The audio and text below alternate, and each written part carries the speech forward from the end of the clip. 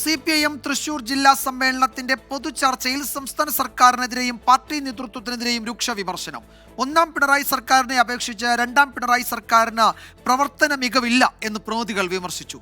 നേതൃത്വത്തിന്റെ മൗനമാണ് കരുവന്നൂർ സഹകരണ ബാങ്കിൽ ദുരന്തം സൃഷ്ടിച്ചതെന്നും കുറ്റപ്പെടുത്തലുണ്ടായി.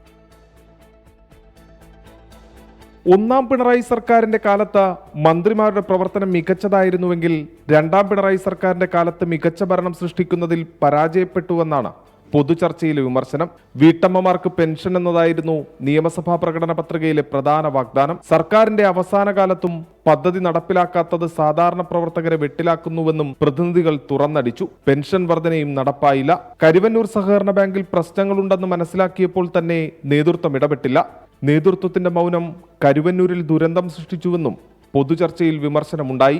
ഇഡിക്കെതിരെ കടുത്ത നിലപാടെടുക്കുന്നതിൽ ജില്ലാ നേതൃത്വം പരാജയപ്പെട്ടു. മൗനം പാലിച്ചത് എൻഫോഴ്സ്മെന്റ് ഡയറക്ടറേറ്റിന് വളം വെച്ചുകൊടുക്കുന്നതായെന്നും പൊതുചർച്ചയിൽ വിമർശനമുയർന്നു. ഉച്ചയ്ക്കു ശേഷം പൊതുചർച്ചയ്ക്ക് മറുപടി നൽകും. നാളെയാണ് സംഘടനാ തെരഞ്ഞെടുപ്പ്. തൃശൂരിൽ നിന്നും സൂരജ് ജി, 24.